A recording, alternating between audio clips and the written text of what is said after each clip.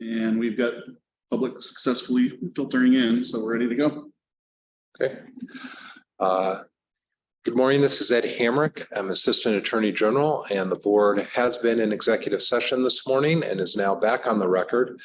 The discussion this morning was limited to privileged attorney-client communication regarding Cagene v. versus the State Board of Land Commissioners, case number 2021 CV 030013 in San Miguel County District Court.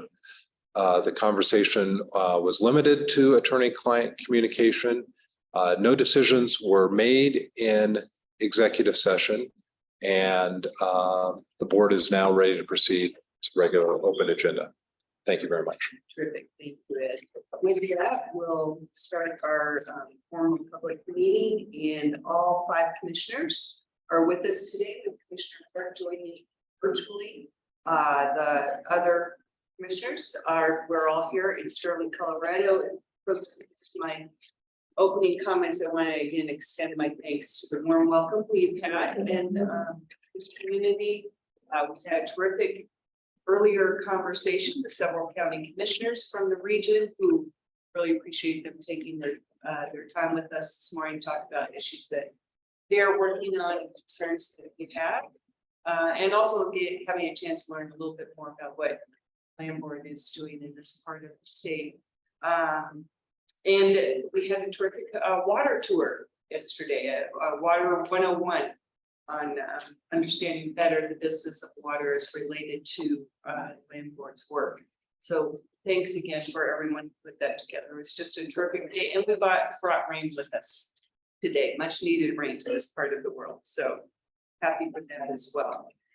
We're going to start with our agenda. We did receive some public comment online that all of our commissioners have gotten into via email, and we will enter that into the public record for this meeting. So just want to note that as a first order. Director Ryan, you want to talk about any announcements? Well, I think we're going to see if there's any other public comment. Oh, yeah. I forgot that. Addition to the We have no public here, so we should definitely open that online. But again, public comment received via email, but Nick, is there anyone online who has their hand raised? Members of the public listening along, if you intended to make a comment to the board today on an item that's not part of our agenda as posted, please use the raise hand feature on your screen, and we'll see you on this end, and we'll bring you forward so that you can make your comment.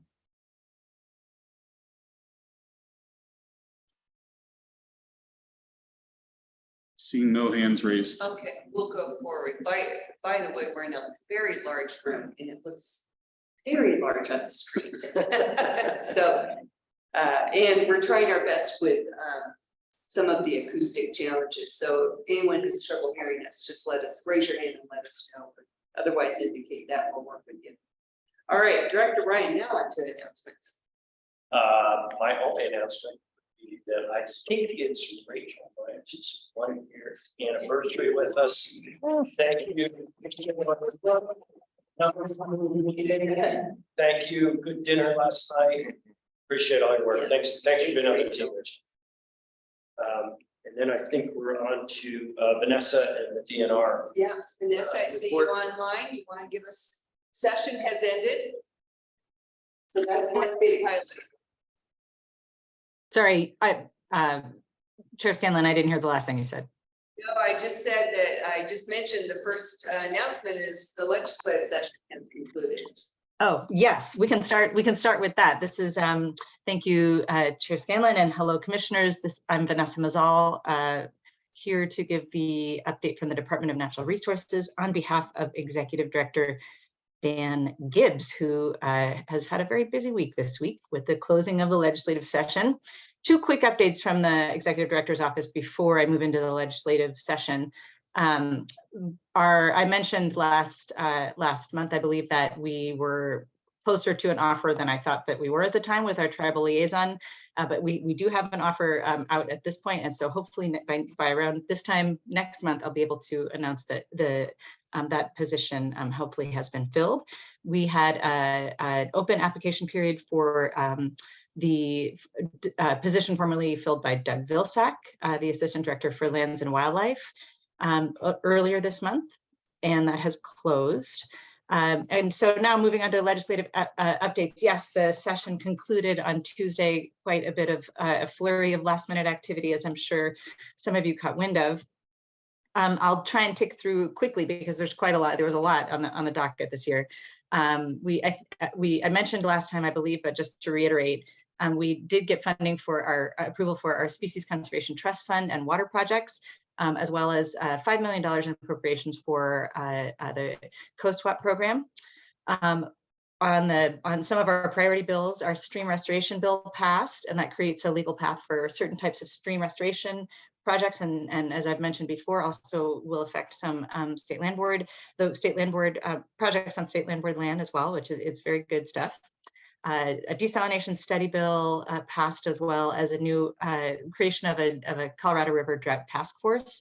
Other bills on a study regarding the Republican River groundwater economic impact study, and then also water quality bill. Quite a lot going on in the water department. Our team was very busy. On the energy and air side, also a lot bills increasing the air quality analysis for in oil and gas permitting to accommodate and to accommodate and address cumulative impacts and increase coordination between the Colorado Oil and Gas Conservation Commission and Colorado Department of Public Health and Environment. And also established water quality use requirements, and another bill updating greenhouse gas emissions requirements and targets. And also, I can't remember if I'd also, we had also discussed last week the regulatory authority for geothermal energy production, a couple of modifications on that front. The housing bill that we had spoken about, SB 23-001, that creates incentives for collaborative housing projects on state lands and includes the $2 million allocation for Dowd Junction and Vale, that passed. Also, the non-gendered restrooms in state buildings passed. And I apologize, I can't recall which ones exactly I ticked through last month, so I'm just ticking through them all, but I'm almost done. Forestry, lots on the forestry front, and I'll just say that I think one of the most interesting ones on the forestry front is the creation of a wildfire resiliency code board for a new building code and land use codes. Wolves, the legislature passed funding for wolf depredation and also clarified implementation requirements for the state's gray wolf reintroduction program, which also passed the Parks and Wildlife Commission last week. The wild horse and burrow bill passed, that establishes a wild horse management project, and State Land Board has provided a seat on the working group for that new program. We've talked a little bit about quite a bit on the gun regulation reform, raising the minimum age to purchase firearms to 21 from 18, and also establishing a 3-day waiting program, and then increasing some authorities for counties to regulate firearms activity. On the ag side, the commissioner will be publishing some guidance limiting the use of neonicotinoid pesticides, and also the agrivoltaics, establishing a new grant program for agrivoltaics that passed as well. Also, I think regulating, there was some other on the energy front. Carbon management did pass, and the creation of a new carbon management roadmap that'll be spearheaded by the Colorado Energy Office, and then also a coal bed methane study and rural energy study. Both of those also passed. What did not pass were the recreational access on landlocked public lands did not pass, and also the governor's the land use bill that was spearheaded by the governor's office also did not pass. That would have established some new codes for local land use planning, and also the forced pooling bill also for mineral rights also did not pass. Moving on to Parks and Wildlife, I mentioned the Gray Wolf program. I can move on. The new CBW director, Jeff Davis, hit the ground running last week, week before last, and really is already kind of in the thick of it, I believe. CBW will be launching an organizational culture survey this month. A couple updates on the regional partnerships. The just to remind you guys, that's the program that was established by executive order that provides support for collaborative regional, county level or regional collaboratives for planning on conservation and recreation. They're essentially, they added three new collaboratives or three new kind of organizations in their last round of grant making, up to, bringing the total number up to 14. Mostly on the Western Slope, struggling a little bit with and the Front Range, but we've certainly been trying to figure out how to modify the program to accommodate and better kind of align with, I think, the priorities on the Eastern Plains. And the Keep Colorado Wild Pass, just a great update on that front. 30% uptake in its first quarter in this last first quarter, with a total of $13.2 million raised. And just by comparison, CPW raised only $11.2 million from all of their state pass sales or state park pass sales last year. So this is part of the DNR's priority to create sustainable funding for CPW, and we're off to a really great start on that front. It's really been a very, very successful program so far. CPW is ramping up public education campaigns on boat safety after a record number of boat fatalities last year, 36 boating accidents last year that resulted in fatalities. So they're really putting a big push out there, and certainly, you know, welcome everybody's reminders to folks, you know, getting out on boats too, it's really important to you know, pay attention to that. And I think I'll leave that one at that. Oh, one other great update is that CPW has been seeing an improvement in their population estimates on Gunnison sage grouse, the threatened species under the Endangered Species Act, during their annual let counts, and that's great. Sometimes snowy year conditions make it really difficult for them to find nesting habitat, and so it's an encouraging sign that they are being able to do so. And then the Colorado Energy Office is spearheading a revision of the greenhouse gas roadmap. They'll be initiating public outreach later this month, I think next week on May 16th, followed by sector roundtables. On the waterfront, high snowpack this year has lifted really the entire Western Slope out of drought conditions.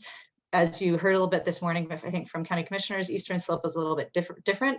And the drought conditions on the Eastern Slope where you guys are located today is really ranging from kind of still abnormally dry to moderately dry, or rather to a severe and extreme drought in a couple of pockets in the southeast.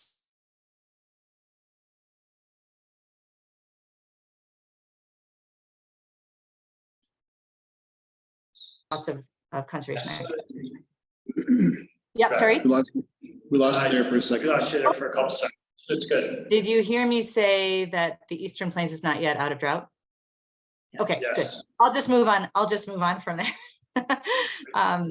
So let's see, on the federal planning side, a few updates. The BLM and the Bureau of Land Management and Forest Service, U.S. Forest Service published a draft rule to withdraw public lands within the Thompson Divide area from consideration that had been out for consideration for future oil and gas and mineral leasing. That was out for scoping earlier, and now this draft rule was published. Also, DNR and CPW and the Department of Agriculture are evaluating another draft rule that proposes updates to the BLM's planning guidelines, which emphasizes landscape conservation and tribal collaboration, among other things, and also creates a new conservation leasing mechanism, or proposes to create a new conservation leasing mechanism. This is a big deal for our work on public lands, in particular on the Western Slope, where we've got a lot of BLM lands. And then I think I mentioned also last month, but we're getting closer to expecting final land use plans for the Royal Gorge Field Office, the BLM's Royal Gorge Field Office that covers all of Eastern Colorado, and also for the Grand Mesa, Gunnison, and Compagre National Forests. And then finally, United States, the USDA Farm Service Administration added a dryland crop incentive for producers in their Republican River Conservation Reserve Enhancement program, or the CREP program in Colorado. Again, aligning with our broader water conservation efforts on the Eastern Slope to meet our interstate compact requirements with Nebraska and others. So I'll leave it at that, unless there are questions. I'm happy to answer any questions if there's any discussion. I don't see any questions here. Thank you, Vanessa. Thanks for joining Thank us. you, this appreciate morning. it. Take care. Okay, we are going to move along to staff report. We did receive that in our packet, Bill. Anything to add to what we were? Just call your attention to a couple things. The Chico Basin Ranch RFP is live. So we expect a fair amount of interest in that. We likewise, the Bear Creek RFP got a lot of interest, and so we're sorting through all that now. That was for the 1-year lease and a 5-year rec lease. We'll be back to let you know how that turns out, but we got a lot of interest in that. And lastly, let me call out kudos to Chris Smith for getting another tranche of the in lieu transaction closed. So we're within 1,900 acres of finalizing our debt from the feds 146 years later. But he's continuing to plow through that a chunk at a time, and we're almost there. I'd like to That's see it. it before. Yeah, you and me both. Okay. Getting there. Any questions on anything else that we wrote in here? Thank you. All right, thank you. And Dustin, come on up. I mentioned that we had a water tour and tutorial yesterday, and very much appreciate your work putting that together for us as well, Justin. And we're going to go through our water program resources business plan and turn it over to you. And thank you. And the plan, it was excellent what we received as well. Great, glad to hear it. It was my pleasure. I guess before we get started, this for the record, this is Justin Berry, the water program manager. Really enjoyed yesterday. Thought it went relatively smoothly, and the rain held off until we concluded. So that worked out great. So no real things. Right. I said we really delivered. So today I'm here to talk with you about several different things, but this item is the water program business plan. You've received the business plan in the board packet as well as a cover sheet. It's a little bit lengthy, but I think it's hopefully comprehensive. This is an update to the business plan. It's existed, I believe, since 2013, something like that. This update, I'm excited about it just because it's now my program. So I really think it has a lot of opportunity. And so today I'll provide a brief summary of, I'm supposed to, what am I supposed to do here? Can't get that all the way off the screen. So To move it forward. click and then click again, There we go. Oh, too far, whatever. back arrow. There's untapped opportunity. Okay, we're not quite done. So today with the business plan, we'll highlight several different things. I'm going to provide a brief summary of the plan. I'm going to provide some background within the plan and the current status. We'll also talk a little bit about water markets, the business plan goals, and address some of the main risks that we've identified within the plan. Most importantly, I'm here to address your questions and comments with it. So see if we can operate this thing. All right.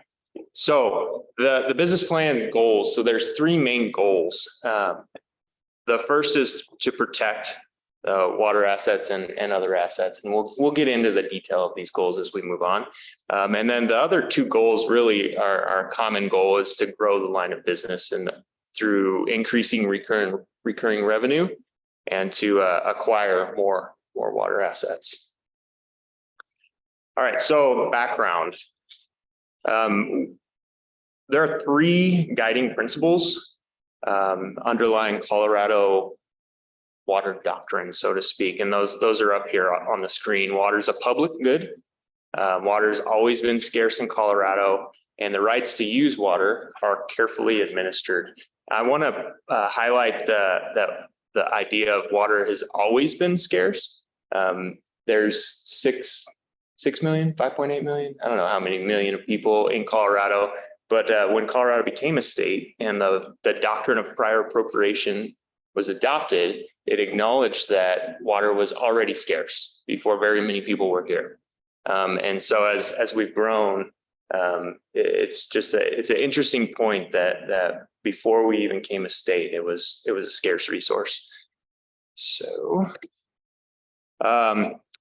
two key elements continuing on with the background of water and water administration specifically. So the doctrine of prior appropriation, I just mentioned that is better known as the first in time, first in right. And we discussed that a little bit yesterday and got to experience it with the Lower Platte and Beaver Diversion Dam, which is a picture of that right here. And then the other part of the prior appropriation or water doctrine in Colorado is beneficial use, and that putting water to beneficial use ensures that this scarce resource is fully utilized and not speculated with. This is a super important part of Colorado water.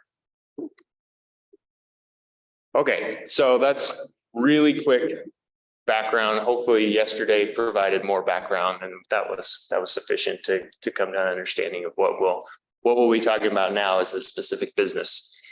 So the water line of business is now a focused line of business where I'm working to understand the entirety of the land board's water portfolio. The line of business is simultaneously its own stream of revenue and supportive of other lines of business. This is simply a result of how water in Colorado works, is that it's supportive of other activities. This last fiscal year, we've had about $470,000 worth of revenue from that line of business, and that doesn't include irrigation revenue, for example. It's direct leases for water, if that makes sense. So, all right, so beneficial use. So we talked really briefly about the background of that use it or lose it type of idea. So water needs to be put to beneficial use, and water users cannot and really should not hoard water rights. It's a public asset. It's a public good. And that's where water, the public part of the water is where where markets come into play. So in a market, there's several different markets within water, and several of them are listed here. And I put this picture up on there because this is an irrigation well, and it has a variety of discharges.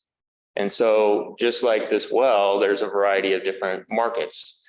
So for example, the land board has irrigated properties that generate about $1.6 million off of around 13,000 acres. And that's all. You couldn't do that without the water. And yesterday we talked to a couple municipal water providers, Rangeview being one and Morgan County Quality Water being another. We have leases with those municipal water providers. So it's a different market. It's all water, but it's a different market. So we also have an industrial lease with a sand and gravel operating company, and we have several recharge ponds. That one of them we saw yesterday. So that would be an augmentation type of market or use. So I'm also curious and excited about exploring a few other markets, so to speak, of recreational uses and in-stream flow uses that we haven't really done much of anything with quite yet. So I want to highlight that we need to be careful in our acquisitions of water, that we need to have an end use. Buying water just to buy water can be a little speculative and risky. I have a question about speculation. If maybe Yeah. I understand it's against the law, but what's the consequences of speculation? You're gonna take your water right away, or? And I'm not suggesting we do it. I'm just curious. Yeah, I may defer to our attorney. I think the shortest answer is when you go through the adjudication process, opposers raise the issue that you're violating the speculation doctrine. Court or DWR may raise that as well. If you don't have a approved beneficial use for the property, and so you don't get the water right in the first place. Is really the answer. Pretty much any water in this state today is being used for something, I would think. You know, we're all over appropriating. Yes. So everything has a use. Unless you're changing it from something to something, from ag to municipal. And people still file Objections to that. well, they still file conditional new water right applications. Yeah. Even though most drainages are over appropriated. Well, like with They're still was the on free flow events, there's still folks trying to fire rights, and changes and conditional rights, they all go through the application process, and you have to have an established beneficial use. I'm pretty sure Emma is on the line. If she wants to be more precise, she can chime in, but that's the basic answer. But it's not like there's a speculation police out there. But there is, if you're not using your water right, eventually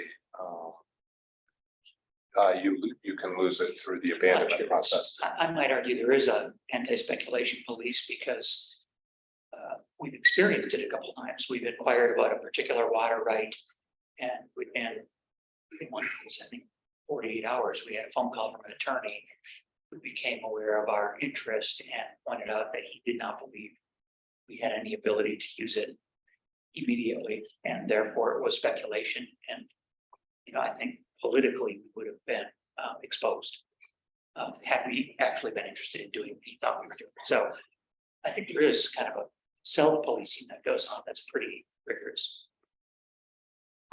Thank you. Great question. Okay, so we've talked about background and some of the markets. I want to talk about the specific goals of the business plan. So the first goal of protect the assets. So you can only protect what you know you have. And so I'm working on understanding what it is that we have in terms of water, what the land board holds in terms of water, and maintaining that inventory. The other thing that we're actively doing is participating in water court. Every month I review all of the water court resumes, which are all of the applications for water rights throughout the state, to see how they're impacting the land board, both the land board water, but also if somebody wants to do a project on land board property, we will object to that. Another, I guess, tool or element of protecting the assets would be ensuring regulatory compliance. So that would be kind of what we were just talking about is the use it or lose it idea of if you're not going to use your water there, it might be subject to an abandonment type of proceeding. Sometimes in regulatory compliance can end up being a risk as well, which we'll talk about in a few minutes. And then finally, monitoring our leases is just going to help ensure that the water is being put to beneficial use and managed properly and utilized properly. So, all right, the next goal was to increase recurring revenue. So the first one is to protect our assets. The next one is to increase the recurring revenue, excuse me. So that first point, tools and capabilities. So to increase the revenue, we need to move a little more efficiently, I guess, in understanding what we have and leveraging what we have. We need the tools to do that. And one of those tools is what we're going to discuss in a few minutes is the water policy. That'll help staff to move efficiently, to have the ability to lease out the resources that we have, and also to create lease templates. Lease templates are a little challenging, which we'll get into the details with, but I think they can be useful. Increasing the recurring revenue by leasing idle water resources. So in the process of finding out what we have and understanding what we have. We've already started leasing out ditch shares that weren't being used. And so we've started to increase our revenue little by little already. One of those things though, that is might be an idle water resource is all of the Denver Basin groundwater that land board property sits on top of that isn't really being utilized. And so see what we can do about it. Also keeping tabs on competitive prices and market rates. As we talked about earlier with markets, whether it's an irrigation market rate or a municipal market rate, understanding what is the going rate and making sure that we remain competitive in that. And also in holding auctions, I think helps do that, helps get a good sense of what the market is actually at. And then finally, creativity to increase recurring revenue. Yesterday, we saw a recharge pond that really contributes to the well on that property, and it contributes to the overall augmentation plan that well is a member of. But the fact that the land board holds so much land gives a great opportunity to conduct a lot of recharge opportunities on the land that contribute towards other augmentation projects as well. Okay, the final goal, to acquire more water rights. I think it speaks for itself. I think we can start getting going marketing to ditch companies and reservoir companies. So we already have holdings within some ditch companies and reservoir companies that I'm building relationships with. But there are a lot of other ditch companies out there that we have no holdings, we have no relationships with them. And just for their understanding that the land board exists and that we are actively pursuing water assets and irrigated acreage and all of the different markets. I'm particularly interested in pursuing this purchase leaseback idea as producers are getting of the age that they want to retire. We talked a little bit yesterday about the idea of buying dry, and that's essentially their retirement. They'll sell their water rights to other, mostly municipalities, but water providers. And I would like to see the land board participate in that, where we don't dry. We buy, lease it back until they're ready to retire, and then move on from there. And I think it also creates opportunities for young producers to get into the game. I grew up in Berthoud, and I grew up working on a farm in the summers, an irrigated farm, and I loved it. And I wished I would have got into farming, but I had no way to do it. I wasn't a family member. I didn't have the assets to go buy a farm. I didn't understand anything about it, but it excites me to think that we could help push younger producers to get into the game. So. And then finally, of course, as we all understand, building relationships is a vital part of acquiring more water assets. I think we saw a little bit yesterday and today of what's the land board doing? There's always kind of you're the state, and a little bit of a suspicion. And I think if we can build those relationships and trust and them understanding who we are and what we do, I think it'll go a long way. All right, to address some of the risks.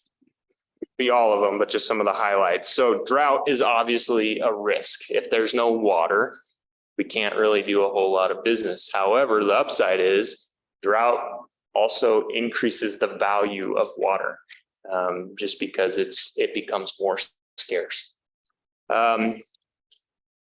Another point of risk is that currently the water business has one primary revenue source, that being the Rangeview Lowry lease. Depending on the year, it's 50 to 70% of the line of business revenue. And as I'm sure we all understand that you don't want to put all your eggs in one basket, basically. And so to address that, yeah, we need to diversify and grow. And then finally, the other risk that I want to highlight is regulatory changes. So I mentioned earlier that protection is following the law, but sometimes the law changes, maybe not the law, but the policies, rules change. I'll give you an example of in Division 2, so the Arkansas River Basin, there was a recent policy change that they're looking to enforce that could put our water assets on a couple large ranches at risk. And I think participating in those policy and rule changing processes to help those people along of this is how it actually impacts everybody. Understand that you have a global view of things, but it's going to affect our world as well. I think keeping our thumb on the pulse of what's going on there is important as well. So with that, I think if we follow this business plan, we should be able to grow this line of business by 3%, super conservative. Obviously, we don't know. In the last several weeks, we had a couple opportunities pop up, and you just don't know how it'll work out. You don't know if it'll rain or not rain. But I think conservatively over the next 5 years, we can grow the business by about 3% each year to be worth about $500,000 of revenue annually. Again, very conservative. And that doesn't include revenue from like irrigation where it's applied. So if you include that revenue, we're well over $1 million. I just want to clarify. So we're at $500,000 now, but you can grow it by another $500,000 over the next 5 years. Sure. That's way more than 3% of you. Yeah, okay. So this was an informational item only. So I don't think I'm not asking for that right now, but with that, I'll be happy to address any questions and points of discussion. I was just curious, what's the regulatory change on Division 2? Yeah, so I live there. Yep. So it's a feudal call Oh, issue. I think you and I talked a little bit about it. What feudal call, how to summarize it. So yesterday we talked about the idea of a call and how water rights have a priority date. And sometimes, to give an example, there are tributaries that are normally dry, but they have water rights and they still need to participate in the prior appropriation system. And when there's a senior water right call on like the main stem of the Arkansas River, and there are little tributaries that have water on it, that have water rights, and they're junior to the call on the main stem. If they were to release their water rights, that water likely would never be seen in the main stem. And so the water commissioners say you can take your water out of priority under a feudal call situation. Division 2 and really statewide, they're recognizing feudal call less and less. And so our water on Brett Craig and thank you, Brett Gray and Chico, our water rights are under risk because the ARC has stayed senior for the last however many years. Our water is junior to almost all the time. And so there's a possibility that we may need to release out of the ponds that are on those properties and not take any water until they get into priority or until we develop an augmentation plan for those properties.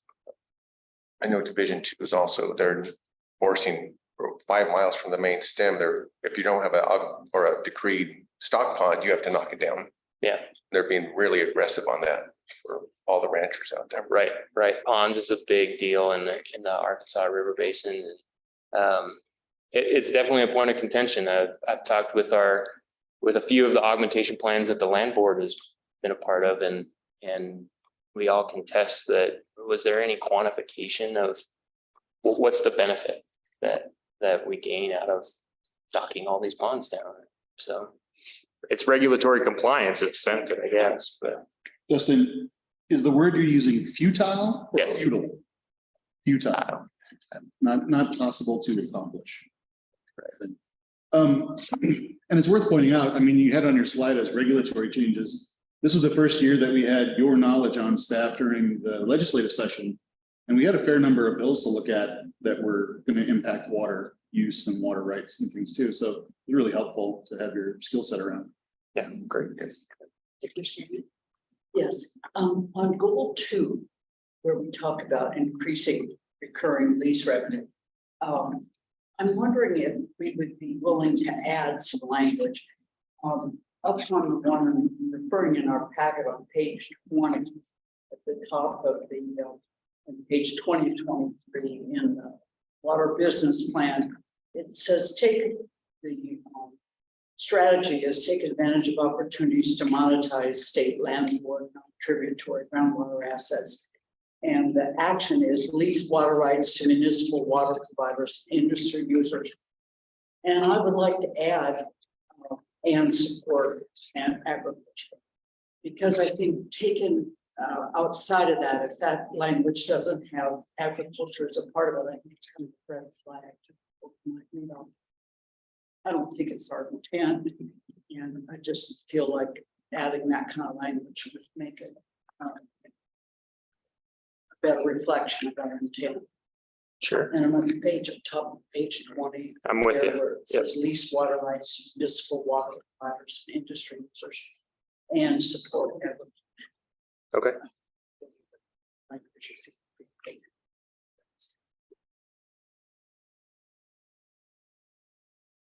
Yeah, we can add it.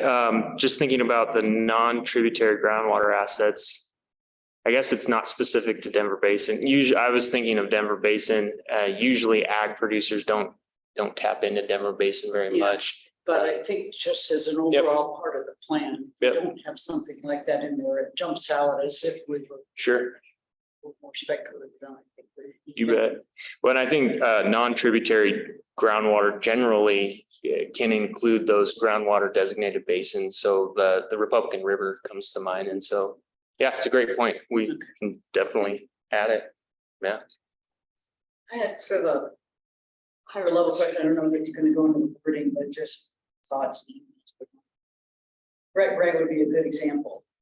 I believe one of the attributes of that property that was attracted to state land board and then certainly attracted to the current lessee was the riparian areas supported by the Brett Gray Creek and others. And wondering, we have a lot of stewardship considerations in our ag leases. And a lot of this water going to the long-term viability and ecological viability of these properties. How does our approach, while we're trying to optimize water revenues, how do we protect the ecological features of some of our properties as well? And so that's my big question. And then a note that I do remember in one of the last droughts several years back, that stewarding by the lessee, Bruce Martin, sub-lessee. I mean, the way he managed the riparian areas left him with a emergency reserve of forage that allowed him to reduce the destocking that he had to do. I remember him commenting on that. So that's sort of a side benefit that's economic, but my primary question is that integration of logical stewardship in the water. Sure. And there's an interesting tension between water users and the ecological benefits. Typically the irrigators are trying to squeeze every last drop, right? And so the ecological benefits are periphery. But I think there is room in talking with basically my counterpart at CPW. They're doing like wetland irrigation. As wetlands aren't necessarily a beneficial use, and maybe Emma or Ed could speak to that better than I can. I don't know that they're officially recognized as a beneficial use in water administration. I know when I was at DWR, they tried to not address it in policy as best as they can. And so I think there is room to include it. I'm just not sure exactly where and how quite yet. It's that. Yeah, I'd like us to think about it. You bet. You know, it's not for solution today, but more as a objective to be woven into our Sure, water. sure. That. I would support that kind of stewardship. That's a good idea. I don't have any words to suggest it, but I think that's worthwhile. actually put it down.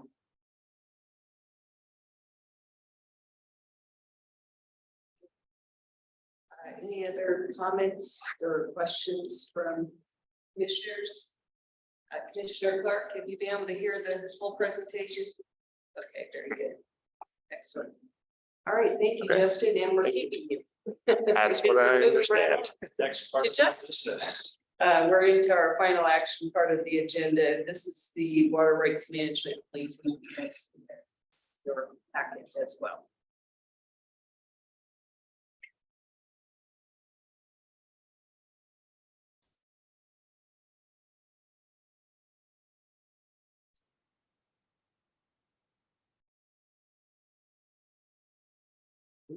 All righty.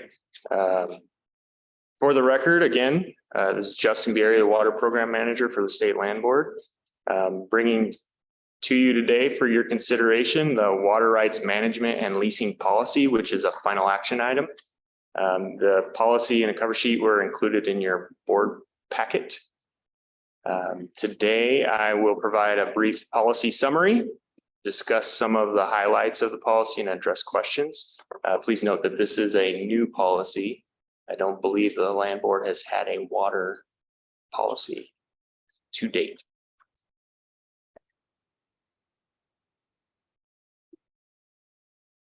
Click on it once and then. Okay.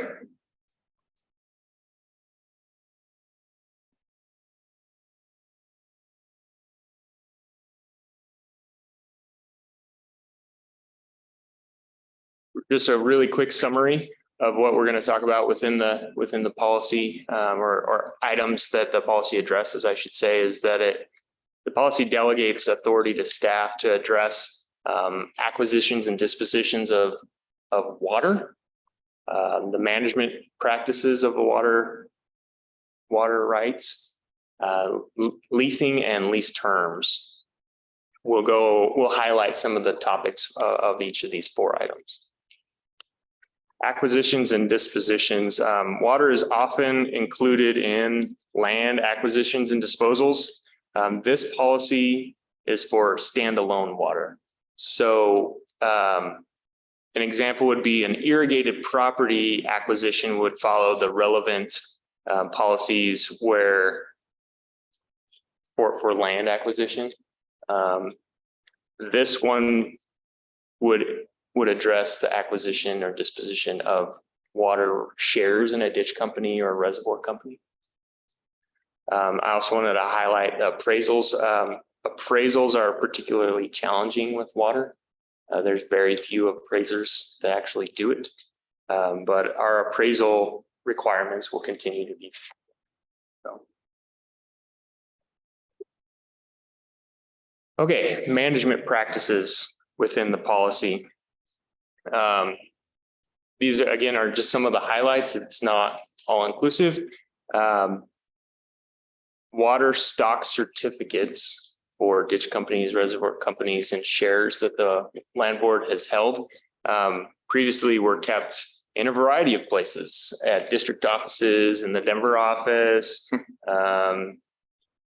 Salts Club box. yep, all over the place. And so the policy is to define what we do and how we do it, and to keep it basically in one spot, to have a manager over it.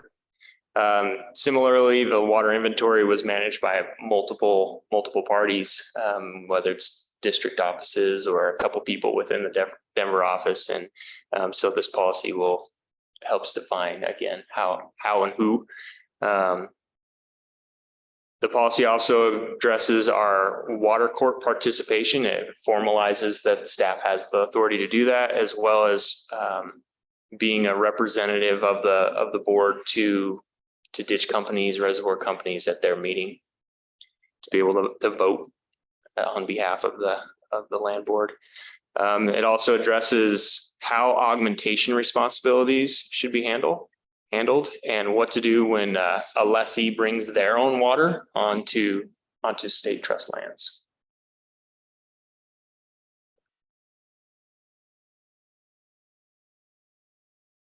Leasing. Generally, the leasing section of the policy follows the other land board policies.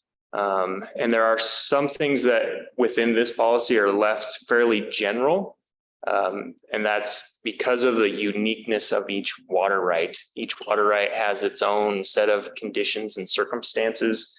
And we talked a little bit yesterday on the tour about mutual ditch companies exist and operate under their own bylaws, and their own bylaws were a result of the ditch company board and what they adopted. And so that being the case, this policy will allow staff to develop relevant stipulations to each lease, taking into consideration the uniqueness of each water right. At that point, let me ask this question, the way it reads. Obviously, an ag proposal would never be able to compete with an energy proposal. Is that, when you talk about it, should, Where were you reading that? I'm talking about like under leasing, which is 3, and then part C. It talks about in the event multiple applications are received, all other qualifications being equal, the lease will be awarded to the applicant with the highest financial bid. And, you know, I think it's only under that part that says all other qualifications being equal that we would really have the way to determine whether we're trying to. Well, I don't.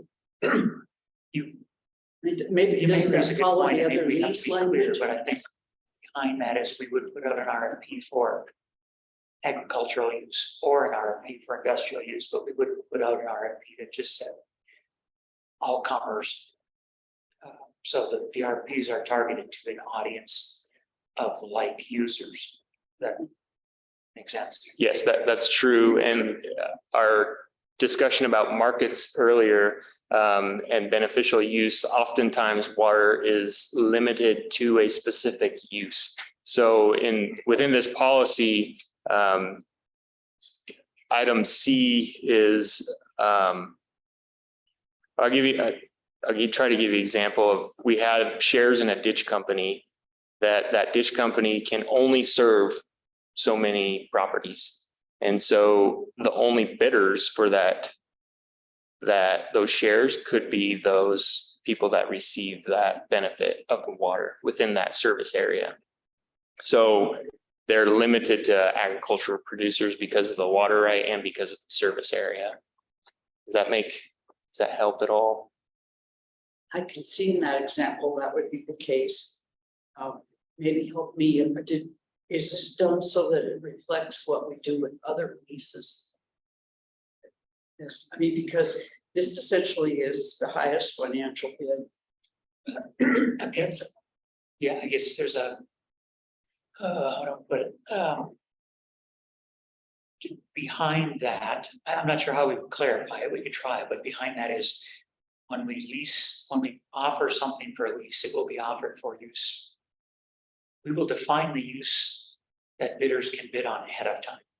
So we won't have a situation where we say, here's water and you can bid on it if you want to use it for ag or for oil and gas or for a gravel pit. It will be, here's a water right and you can bid on it for agricultural use. Or it says just what is our water, a lot of our water rights, the use is already predetermined by the fact that it's part of it's a ditch company share. So we may put it up for auction, but the use is defined by what the ditch company will allow, not. This is Commissioner Schatz. I think the only thing that I can see or know of is lease fallowing, where if you're involved in a program, if we're involved in a program like that, and 3 years out of 10, let's say the water's going to Colorado Springs, at a significantly higher rate in the 7 years it's in ag. And those are happening today. That's kind of the only thing I can see of a mixed use. And I guess I didn't anticipate ever doing that through an auction. That would be done through a negotiation. Yeah. With the municipality in partnership with lessee. And the ditch company. Who would have to give up the water and maintain the land. Right. So, And that's where in other districts, and I made a note somewhere, I can jump ahead, doesn't matter, but for example, the Palo Verde Valley and Southern California, the landowners and the lessees, if they're participating in supplying Metropolitan with water for municipal use, they split that income 50-50. But we haven't figured out how to do it yet. Yeah. Because we haven't participated in it, but it would. It's kind of like CRP, we've talked about that. It's like a dry up program. Well, we need the lessee to maintain the land for us. So we still have a lease with somebody who Yeah. uses the land. And we've got to figure out what the revenue split should be. That's my point. Yeah, that would, there needs to be some, it's not fair to us to, just get our $150 when the lessee's not doing anything in essence and getting, So Well, it's a good- you know. it's a good there's- example of what I think Commissioner Heath is raising. Kind of a different, we ended up in a different place in that. Yep. So I guess I would just say I don't think what you're concerned will happen can happen. Given the way the business operates. If there's language you'd like to propose, I don't know what I would say that would clarify that at all in a policy. But I'm open to suggestions. Can I add to, because the same thing jumped out at me and that, this was clearly maximize, it reads as maximize income, which kind of jars with all of our other business plans and some of our other overarching goals. So there's sort of that, but thinking about, ditch shares are one thing, but, the ability to put a large well on a property, maybe it's leased for ag, but for the chicken processing plant that's next door here and wherever, that could be an industrial use. And I just only wonder if in here, we're injecting, there's two things. One is giving the sort of description, a broader description of balancing attributes of a decision is here. The other one, Josie, was that the value of the lease is less than 50,000 annually. Yeah. And I didn't know, that means it comes to the board for broader conversation. If it's more than $50,000. 50,000 annual, and I don't, off the top of my head, a big irrigation well, we sunk a new one, had the ability to it on for properties. Is that likely to reach 50,000? Yeah. But, If we're getting $135 an acre on a 640 vote. Yes. Yeah. But we're unlikely to drill a well. It still goes back to what Preston said. We're going to drill a new well. It has to be designated for a certain purpose. It's adjudicated for, yeah. And we're not going to put a well out for competitive bid. Right. I guess I'm thinking. Okay. You're I see thinking what of you're saying. the examples Right. you're thinking of, I don't think actually. So exist. we're gonna go get the use. And again, specific in this case, we're gonna drill the well for the chicken processor as opposed to an agreement we already have to give that water into charge to someone Right. else or. Yep, it's The all, nature of I guess I'm just broadly, the nature of water law and regulation So specific. narrows our choice. I guess the policy is sort of based on the fact that our choices have been narrowed for us ahead of time. And the ditch canal company bylaws are very specific. Yeah, Like that makes. that you can't even use. That's just a share in something where someone else makes a good difference. Yeah, right. Yep. Yeah. Specific for, This is really only when developing a new water asset, really in the lease. But you're right, that's. So going back to 3C, would there be a way to either insert some language that reflects this conversation? Or that we look at the statement, all other qualifications being equal, as including ecological or agricultural uses, or I'm just interested in how we give ourselves permission that we aren't always just taking time spill. sure, and so by virtue of the water right and its adjudication or its use, it limits that market. So your example of an irrigator or an ag person not being able to compete with a municipality is accurate. However, that water right is limited to irrigation only. And so a municipality. We said to solve this, Mhm. the RFP will stipulate the use for which the water right is adjudicated, period, Or I would say maybe used. or maybe used. So that It's clarification that it's ag bidding against ag, not ag bidding against oil, because those are two different uses. Sure. So just as a preamble to the sentence. It gives context to Mhm. help us Yep. understand why we're doing it. Yep. Before they don't, the bidding process. And maybe you all can work out the verbiage and we can see that at a subsequent meeting, but then we head with the other. Sure. I don't have language to suggest that unless you do right now, I think it gives you a little time to put language in there that reflects that into that. I believe that's is that a sense that somebody. It would just require 2 votes though. Right, because we're voting on this today as a final action item, so if you change it at all, I think we would have to take another vote. Unless we Add Or future unless we- date. agree on what we're, if we can agree Yeah. that Bill's suggestion. Will be works. so yes, so we can, without having the final language, okay. Oh, I thought his suggestion was the final Oh. language, so Yep. the RFP will specify the use Of the for water which the water. Yeah, the RFP will define the specific use of the water right. And then in the event that multiple applications are Then received. we'll do Yes. the price. Okay. Because the highest bidder is, if we don't go with the highest bidder, we need to define what criteria we, of who will we go with? Yeah. I'm satisfied with that. Yeah. myself. Yeah, So I get it. Maybe it's clumsy, That but the and- notion was we will have criteria like stewardship, like ecological outcomes in the RFP.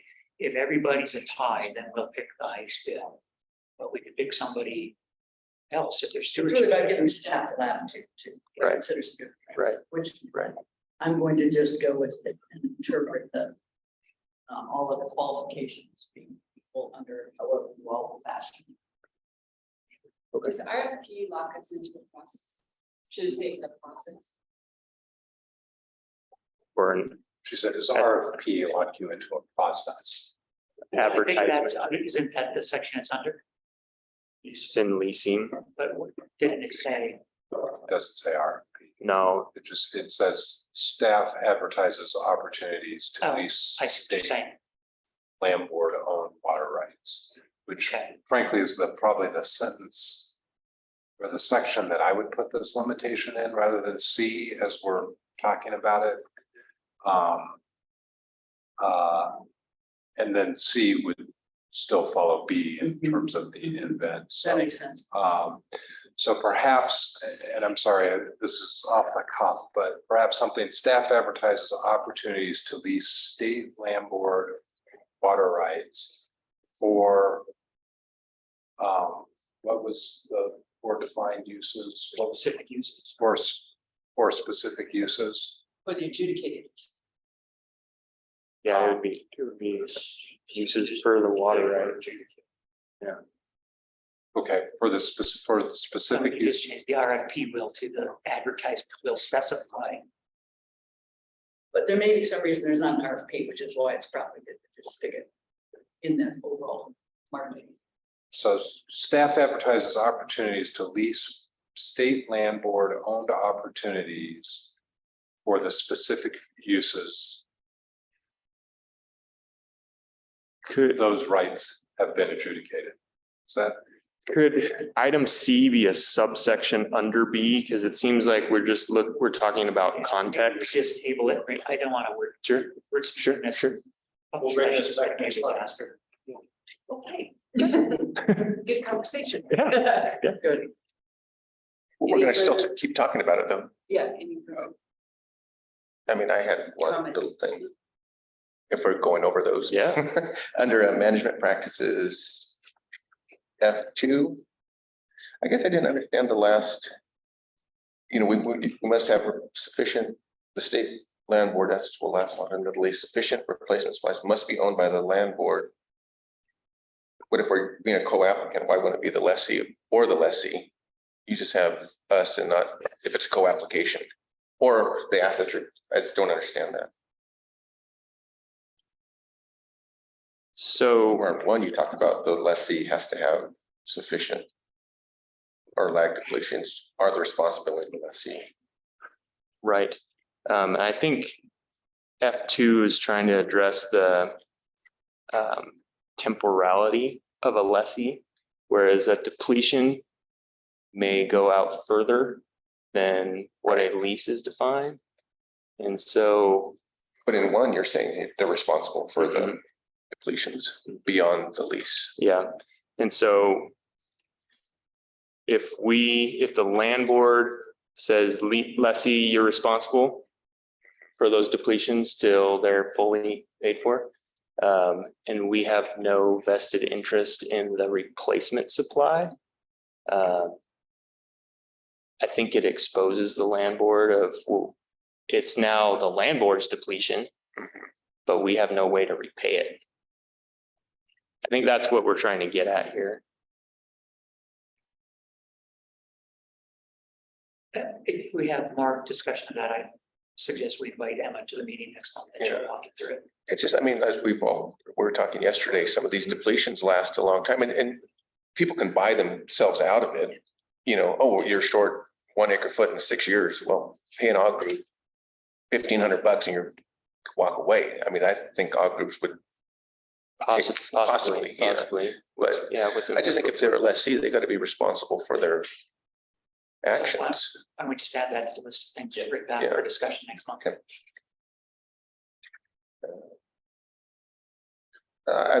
Another one, I didn't find anything about without approval doing the lessee doing subleases, or they can't do a sublease. I didn't see that in there. I don't know if that's important. And then temporary change of use, AKA lease following. That would be approval, Right. a change of use. Those were the only things I had. And then, change of use, and then how do you allocate that revenue? If it, again, we don't have anything, but who knows down the road? I mean, the Highline, that farm, they're looking at lease following, even though it failed last year or this year. But those revenue considerations, I think, need to be negotiated. Are you suggesting we put them in policy? Well, I did, I agree. We need to figure that out at some point. I think we prefer not to have it. I'm not saying 1% right now, but it's Okay. in here in policy, but at least the discussion. And that's ties to change of use between, ag or Right. temporary Which lease would help. following. And that's becoming more and more ditch companies are participating in those programs. And I believe the change of use comes to the board. I don't know. That I I don't think we mentioned, delegated authority to staff our change of use. So we're going to do that. That would come to the board. All of the details would be presented to the board for board approval. So I think that's the reason we're silent. This is speaking to what staff can do. Anything that this doesn't Right. say we can do is coming back to you. Yeah. Yeah, that's all I have. Any Other- other- Do you have clear direction for what we bring back next month? I think so. Good, thanks. Justin, you can listen to the recording. Right. Need to review any of the details. Yep, great, thank you. And I've been scratching out notes. I believe in the whole team to do this. I don't see any other comments from commissioners. And this is now a discussion item, not a vote, Fair enough. voting item, but I appreciate the conversation. All right. Yeah, You worked with it us. really is great, actually. That's really well done. No. Yeah, we wait. till- Just- yeah. Okay. All right. Okay. All All right, right. very good. Thank you. Thank you. Could I just ask me, and assuming we take action on this after we have public comment, could we just see the final next meeting so that? Well, I think we're not. I think we're not going to vote today because you all asked for a lot of Yeah, changes. that so we'll we let need to them discuss. kind of Yeah. work, We'll work bring it through back the next month. comments they've heard from the commissioners. Okay. Very good. Thank you. Thank you, Justin. Thank you, Justin. All right, we are on to Smith, final action B. And Commissioner Clark, I understand you may have to drop offline with us. Yes, thank you. I was just texting Bill. Yeah, I will have to log off now to attend this conference. So apologies for that. Didn't want to start listening to anything that I won't be able to vote on. No, I appreciate that. Thank you. Thanks for being with us this morning. Okay. Thanks. Take care. We are on final action item B, the Smith ditch item. And it's Eric joining. Here it is. Okay, Morning. very good. Good morning. I'm gonna share my screen here with you guys.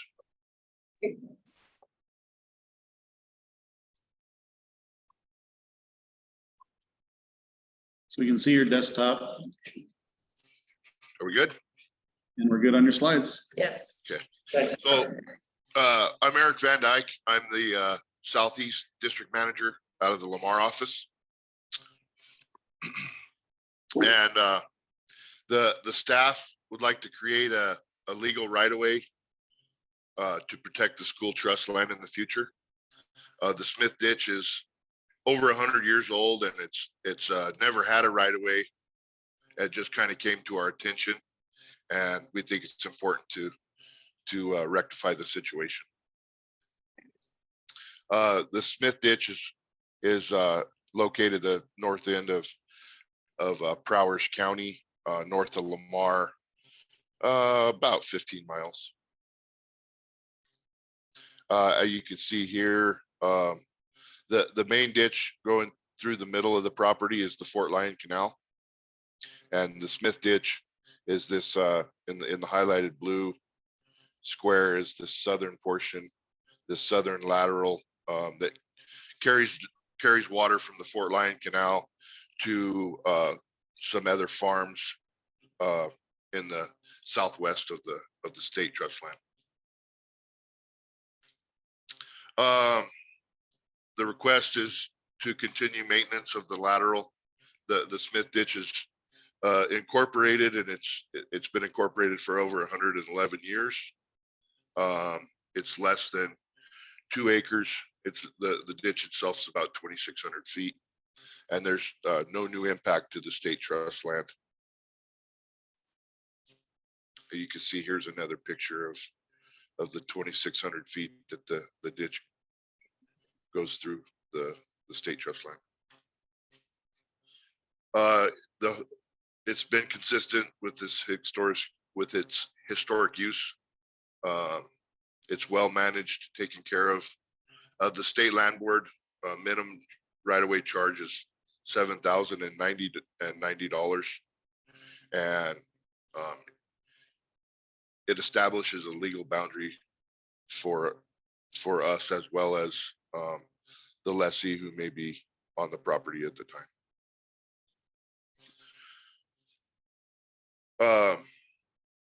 The right-of-way will allow continual maintenance of the existing ditch because it's so old and a necessity to some farmers. The proposed charge is for $1,000 for a 30-year term. We wanted to reduce the normal rate, the normal consideration fee down from $7,090. Eric, you asked me when I was gonna interrupt you, that was where I was gonna interrupt you. Yep. The board may remember that we've had a number of these come across this desk, this table in the last few years. There are probably hundreds. We're actually trying to do an inventory right now, but of these old ditches that were either in place before we got the land, or they were built across state trust land and we were just never aware. And so it's to our benefit to get these into rights of way. Specifically so that if there's ever a need to do work on the ditch in the future, there are boundaries within which they know they can work. Boundaries outside of which they know they can't work. Or we would have to negotiate a price for them to work. And so we've been willing to reduce our standard charge when people, especially voluntarily, come forward and say, hey, we just became aware of this, we'd like to get it right away. We've been trying to work cooperatively with them. So the recommendation for the reduction is in the spirit of that. They brought it to our attention. It really is having no additional impact. We will get a narrow legal right of way described, and should they ever need additional land, we'll be able to talk about compensation and charges at that point. So that's the spirit of this this action. I completely support it, and I think another factor is just getting it done, is that, you know, there is, even though it's a small risk, but to the extent there's any liability, that ditch, you know, blowing up a bank and flooding out something or other, that then is on them, and that it contains any liability they have for the operation of that. Yeah, the right of way requires them to carry insurance and Yeah, things, which exactly. they may have already been doing, but we Yeah. didn't have any evidence of that. Yeah, I think it makes sense. Thank you, Eric, Thank you. for giving me the time. So the staff recommends we developed a contract for a 30-year right of way in Prowers County. The charge for the right of way to be $1,000. Are there any other questions or comments? I just have a quick question, 30 years, is that just a standard? That is, one, it's within staff authority and policy. And two, we like to make these, I mean, 30 years, depends, are you asking, is that too long or too short? I was just curious why that number. We tend to try to do a lot of the utility kinds of things we do, we're willing to go long. And as long as staff goes Yes. 30 years, so that's why we chose that. It gives us a chance to revisit the appropriate compensation down the road. Yeah. Josie will be cheering for us. I probably will be retired. Okay. Okay, very good. Any other questions or comments? All right, thank you, Eric. We do have a draft order agree. in our book. Oh, we do, also need public comment. I'm sorry, Eric, I interrupted you. I was just gonna say that I created the board order on here for you guys' convenience. We always like that. All right, we have no public in the room with us, but Nick, do we have any online? Anybody online listening, use that raise hand feature. No hands raised. Very good. So with the draft board order, do we have a motion? I move that we, we approve the board order as printed in our board packet. Thank you. Motion, Commissioner Pro. I'll second it. So on the Smith ditch. Very good. Second, Commissioner Heath. Call a quick vote. Commissioner Chavez. Yes. Commissioner Heath. Commissioner Pro. Yes.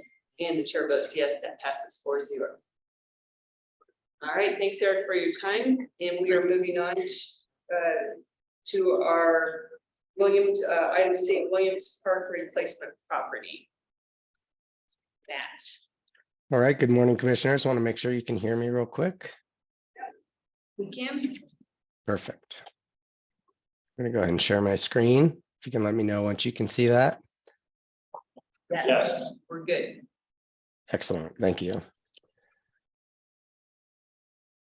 All right, good morning, commissioners. I'm Matt LaFontaine, the Acquisition Disposition Manager, and I'm excited to be bringing to the board today an action item for the Williams Park acquisition. Williams Park is a 7,320 acre ranch in Routt County that we believe will make a good long-term investment for the board. But before I get into the meat of the presentation, I'd like to provide a quick refresher on non-simultaneous exchanges. Recall that when the board disposes of real property, those proceeds are set aside and can be reinvested into replacement properties for up to 2 years. And any funds remaining at the end of that 2-year window are automatically transferred to the permanent fund and invested in stocks and bonds. So it's really not a use it or lose it situation, but rather an opportunity for the board to make appropriate real property investment decisions within the context of the whole trust.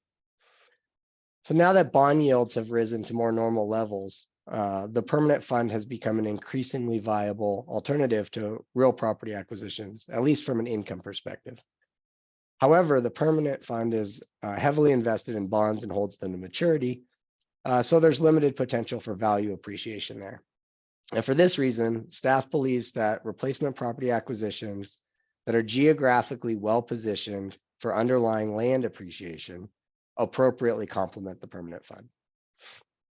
For reference, the NSE fund currently holds approximately $32.6 million. $10.4 million of that is scheduled to transfer to the permanent fund at the end of this month to be invested in stocks and bonds.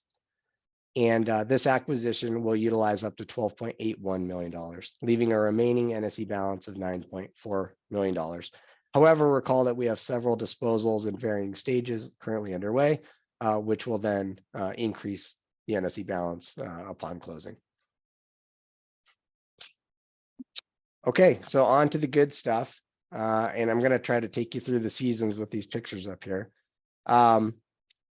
But staff today is going to recommend that the board approve the acquisition based in large part on its location, which we'll dive into in a bit, but also its lack of over improvements. And by that, we mean there aren't improvements that come with the ranch that the staff won't be able to monetize through its business effort. And also because of the substantial patchwork of water rights that are a part of this acquisition. But speaking of the improvements up here on the screen, you'll see one of them, which is the 8-stall barn and outdoor arena. There's also a 1,600 square foot modular home, a 3-bedroom, 2-bath modular home, which I'll show you a picture of a little bit later in the presentation. The ranch is located in Routt County, which is about 1.5 million total acres, and it has a resident population of about 25,000. The ranch is largely rural, and its natural resources really cater to agriculture and recreation, and particularly big game hunting in this area. But despite the rural nature of most of the county, there's a large winter and summer tourist and recreationist influx due to the popularity of Steamboat Springs. And much of the tourism, of course, is centered around skiing, Steamboat being Ski Town, USA, after all. But anecdotally, summer is now starting to become almost as big of a season.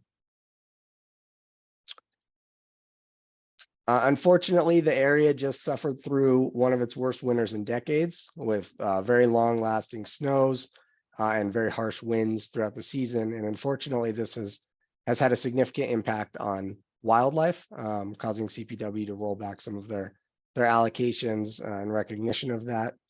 But the positive to that winter is water. So per SNOTEL data, this region's snowpack is at about 138% of its annual median. And I'm going to zoom in on the next map, but for context, this is kind of the map area that you're going to see within Routt County. So zooming in, I want to point out a few things. One, the blue that you see on your map is existing state trust lands. The red is the subject property, Williams Park Ranch. And then you'll see the two primary county population centers, which are Steamboat Springs here and Hayden here, which are connected by Highway 40. The two major state trust land holdings are Emerald Mountain or Cow Creek and the 20-mile holding here. You also see depicted on your screen in blue here, the most direct route between the subject property and downtown Steamboat Springs. That is on improved and year-round plowed and maintained county roads. And it's about a 45-minute drive, total drive time. There's a host of other county roads out here, including County Road 37, which actually branches off and comes north out of our property and up to Hayden, which would be an alternative access. You could then drive Highway 40 over to Steamboat Springs. That again is almost exactly the same amount of drive time, 45 minutes. But I'll point out that the Yampa Valley Regional Airport located here, which is the primary means by which air travelers arrive in the region, is only about a 30-minute drive via county road from the subject property. So it's very well positioned, not only with in regard to Steamboat Springs, but also to this regional airport. There aren't a lot of places where, for example, you can fly in and go on an outfitted and guided big game hunting trip within 30 to 35-minute drive of your airport. Okay, so here's a kind of a nice representative picture that that our staff took when we were out on the property last week. The property is a combination of flat and hilly terrain, ranges in elevation from approximately 7,300 to 8,500 feet, and it includes approximately 3 miles of frontage along Willow and Salt Creeks, in addition to several intermittent creeks and multiple stock ponds. Staff had the property appraised by Arnie Butler and Company, and it appraised at $12.81 million, which is now the negotiated purchase price. The property is located just north of the Flat Tops Wilderness area, which is an area renowned for elk hunting. And the range production in this area is also excellent, averaging about 2,000 pounds per acre during a year with normal precipitation. So based on staff projections, we believe this property would support approximately 1,300 AUMs. That's all augmented with that diverse water portfolio, which irrigates 160 acres of the property. You can see some of the irrigated land center left of your picture that's on the screen right now. Okay, I mentioned the other improvements. Before anyone gets excited about the picturesque barn, that's for viewing only, as it's not part of this property, and there's actually County Road 29 bisecting these two structures here. But the modular home, the 3-bedroom, 2-bath, is what's depicted there on the left. This is taken from the subject property looking south, and you can see some of that north-facing kind of aspen heavy and timber heavy landscape down to the south. So most of what's in the background here is part of what's called the North Face Ranch, which used to be part of this larger Cross Mountain Ranch holding and was sold off about 2 years ago to the now southerly adjacent neighbor. Just beyond what you can see in this picture is the Flat Tops Wilderness. So it's really one private ownership tract away from National Forest and Wilderness. We are in the process of inspecting the 3-bedroom, 2-bath modular home. Our inspector will be on site next week, and that'll help us understand the level to which deferred maintenance may exist. That's kind of a developing situation there, but it's in generally fair condition and has a metal roof. Okay, for our recommendation formulation, first and foremost, the ranch is projected to generate an annual dividend or an annual income yield of between 1 to 1.5%, which is within the range of the board's target for ranch properties. And that would be a combination of agriculture and recreation leasing.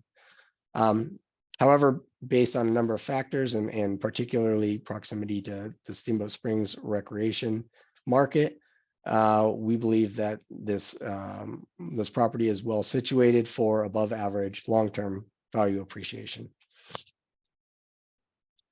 Next, the ranch is a good standalone size, and what we mean by that is it's big enough to stand on its own as an operation, potentially agriculture or recreation outfitting, but would also attract interest from some of the larger lessees in those sectors.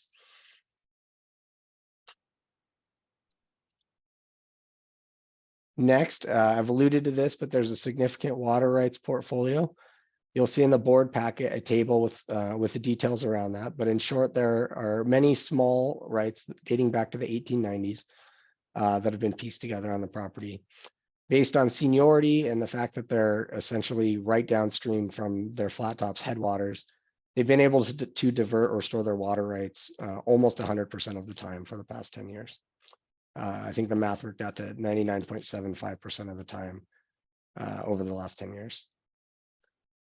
And then lastly, there's minimal additional investment anticipated up front. Fences are largely in good condition, and there's only the 2 structures. So again, not over improved.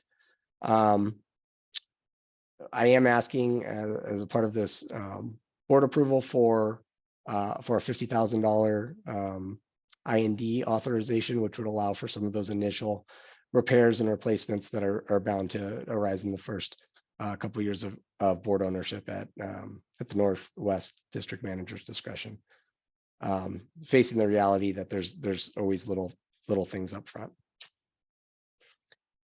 In terms of next steps, we are currently underway with our title and survey reviews.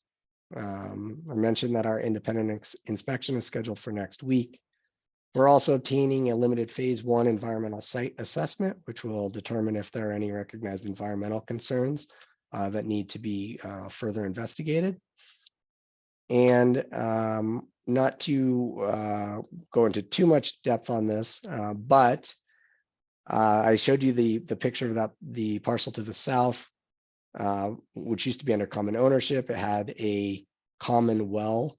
That well was since separated, so a new well has been drilled, but not yet tied into the acquisition residence. So that work is a responsibility of the seller. We have approval and inspection rights associated with that, but that'll need to be completed prior to finalizing this acquisition, provided the board approves it. So with that, I have my 2 recommendations. One is the authorization of the expenditure of up to $12,810,000 of non-simultaneous exchange funds to acquire the 7,320 acre Williams Park Ranch in Routt County. And second, to authorize the expenditure of up to $50,000 in I&D funds for district staff to complete desired improvements or repairs that may arise during the first 2 years of board ownership. And with that, I would open it up to any questions that the commissioners may have for me. Commissioner Heath and then Commissioner Rowe. Yes, thank you, Matt. Matt, do we know why they removed themselves from the ranching for wildlife program? We do, in that it was removed to position the properties for sale. So there's voluntarily removed by the sellers, our understanding. Commissioner Rowe. Matt, thank you. This appears to be a good opportunity for a replacement asset, and the timing is good. It's probably trying to match NSC with our availability with available and attractive properties. Couple of questions. One is, what's the size and the ownership of the other Cross Mountain parcel that was sold south of us?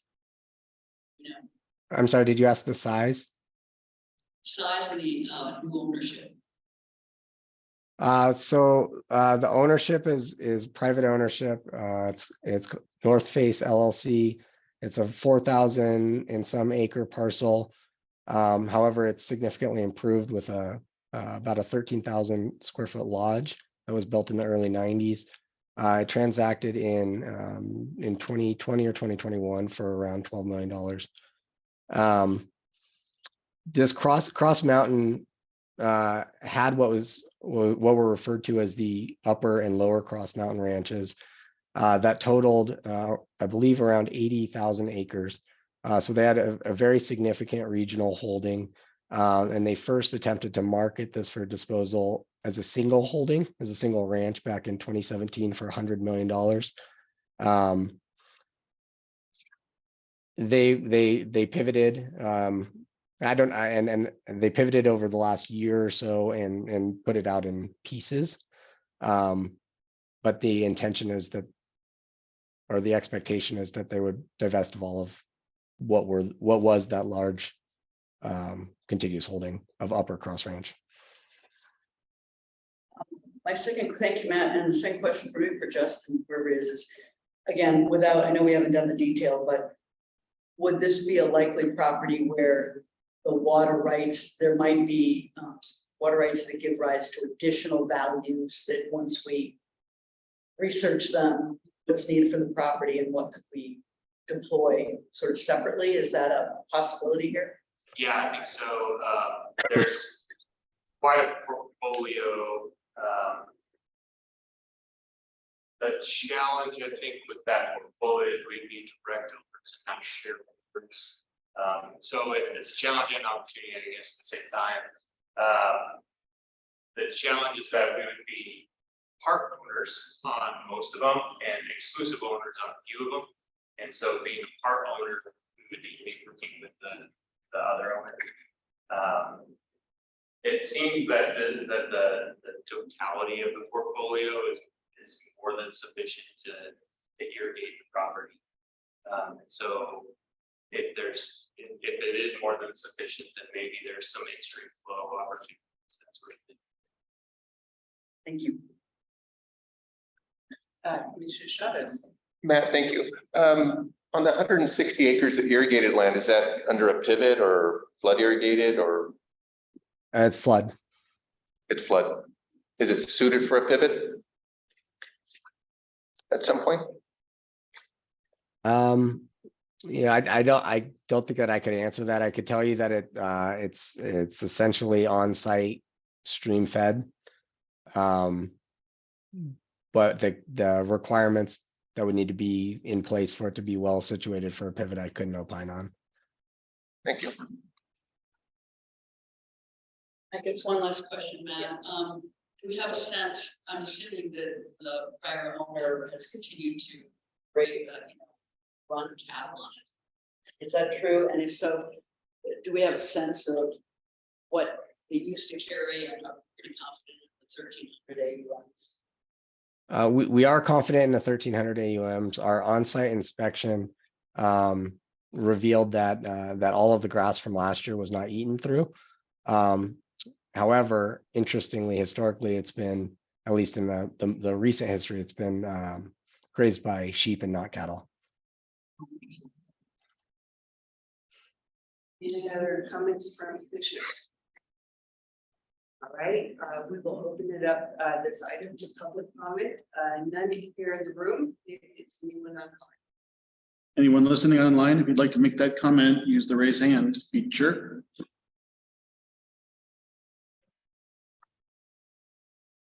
No raised hands, Commissioner. Okay. And we have a draft order in our packet, and it's now reflected also on the screen. We would need a motion. I move the board order for Williams Park Placement Property Acquisition, further the expenditure of up to $50,000 of investment and development funds for improvements, and delegate the authority to the director to take appropriate action consistent with the board order decision. Thank you. Motion, Commissioner Heath. Is there a second? Second, Commissioner Pro. Will a vote. Commissioner Chavez. Yes. Commissioner Heath. Aye. Commissioner Pro. Yes. Chair votes yes, that passes 4-0. And I think this would be a cool tour opportunity. I'm just noting that. So, yeah, just to see it. All right, thank you, Matt. Thank you, commissioners. We're going to move forward in our agenda. Nick is next with us with an extension of some IND funds request. Thanks, Commissioner. For the record, Nick Massey, Assistant Director, and if y'all don't mind, I'll just stay over in my corner as I present. And there aren't presentations for these next two items. They're fairly brief.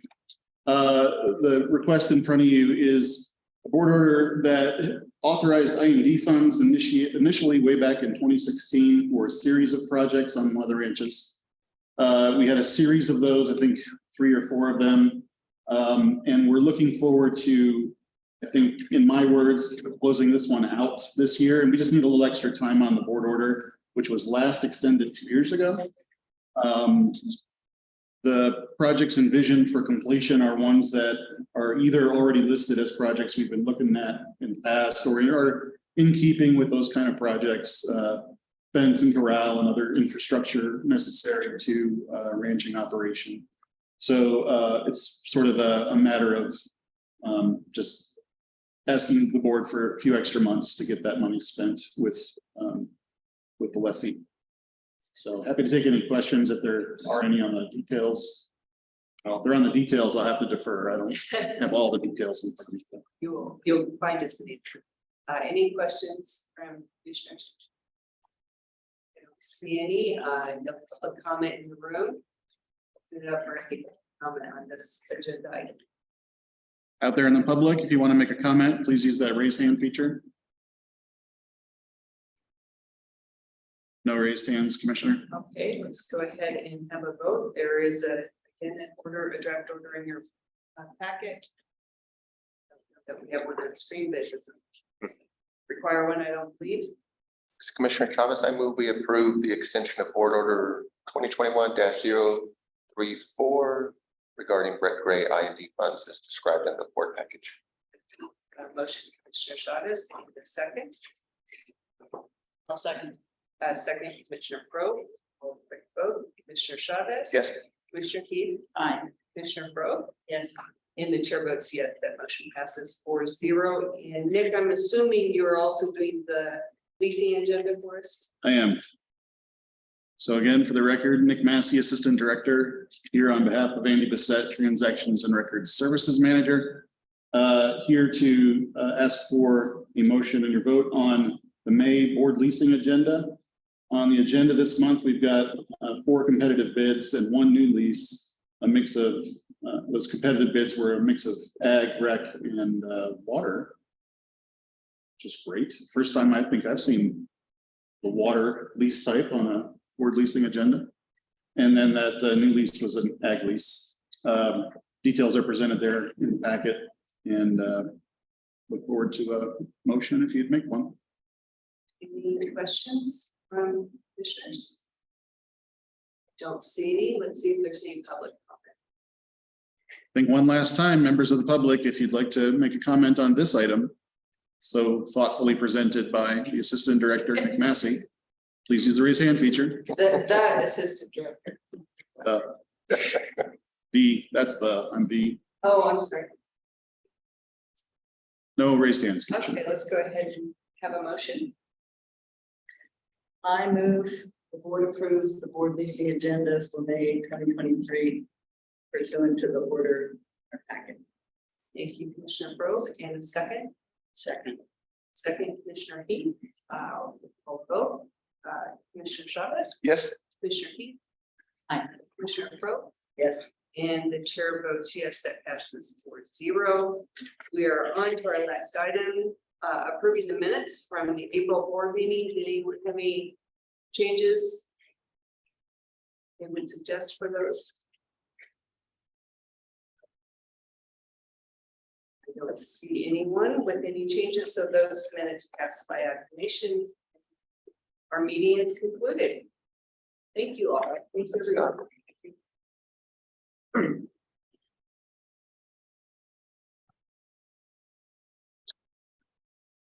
Yeah.